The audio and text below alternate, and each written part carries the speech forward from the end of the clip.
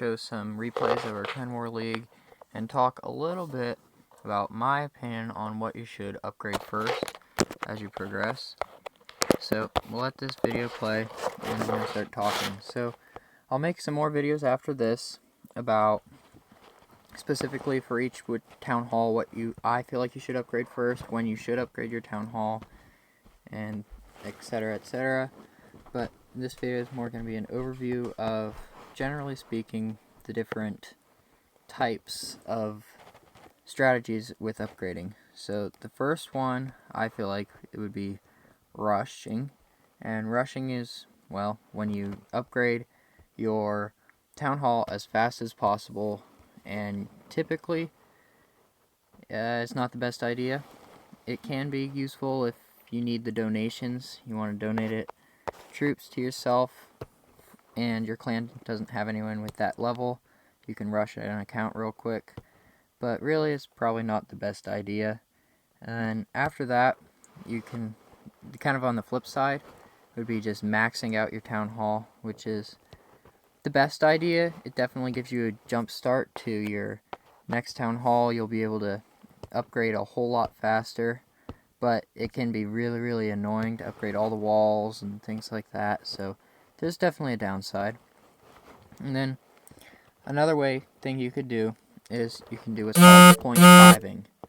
And what point fiving is that's where you upgrade your walls first and not your defenses, and you upgrade your heroes, your army, etc, etc.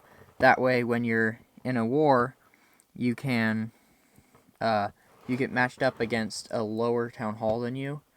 That will be an easier base for you to attack, but you have a stronger army. So it's called a point 5. So for example, if you're a town hall 10 but you have town hall level 9 defenses but a town hall 10 army, then you're a 9.5. But so you can 3-star town hall 10s, but you can get 3-starred by a town hall 9. So there's advantages and disadvantages to that, of course. And then, but none of those is really what I like to do. And there's lots of other variations. Like, for example, lots of people in clans like this one that I'm in, where there's only a few people really that are super high level, or not even that high level, but only a few people like 12s and a decent number of 11s and 10s. You usually get people who will only upgrade a few troops and things like that. It's not a bad idea. You definitely get better experience with those troops, but then it's harder to get a variety. So like I said, it's not the worst idea. It's not the worst thing you can do. Not necessarily the best thing though. So what I do is I basically categorize everything into a few different groups. So I say, okay, we've got our things that cost gold, our things that cost elixir, and our things that cost dark elixir, right? And I try to have a reasonable amount of each upgrading at the same time. You usually get one thing with dark elixir upgrading at a time, 1 or 2 things with elixir, and then the rest is usually spent with gold. You can get gold the easiest since you really don't have to spend much for training your army. So other than Town Hall 12, maybe if you're going to use a siege machine, but it's only 100,000 and it's really not that bad. So for the most part, gold is the easiest to get. You can upgrade more things with that.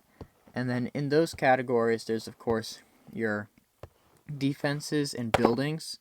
Since they all have builders, I put these all in the same category.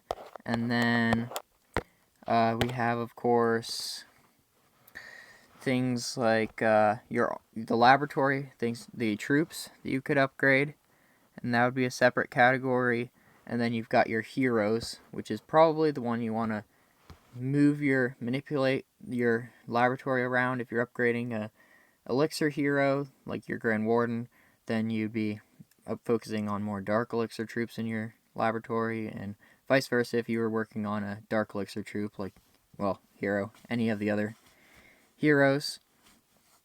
And then the last little piece would be the walls. The walls kind of fall into their own little category because you can basically decide if you want to upgrade them first or if you want to upgrade them last for your town hall. And that's generally speaking what you want to do, is you want to get them either first or last. But I really don't know which is better. I think it's more opinionated. Yeah, that really doesn't matter too much where you get walls. What I like to do is since you lose more resources based on how many resources you have. I try to upgrade a wall every once in a while so that I'll have a lower resources, and I'll just stop upgrading them once I am going to be getting close to an upgrade, so that I have the resources I need for that next upgrade. But like I said, there's many different ways you can do it, and it's really up to you. That's the fun part of Clash of Clans, is that it doesn't really matter what you upgrade and when you upgrade it, just as long as you're having fun and it's a game. But I figured I'd make a quick little video explaining an overview of what I do, and generally speaking what I feel like a lot of other people do, and then I'll make a video, or quite a few videos, on on the majority of town halls.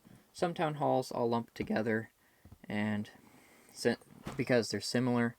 But yep, so let me know if you like this video, and I'll see you in the next one.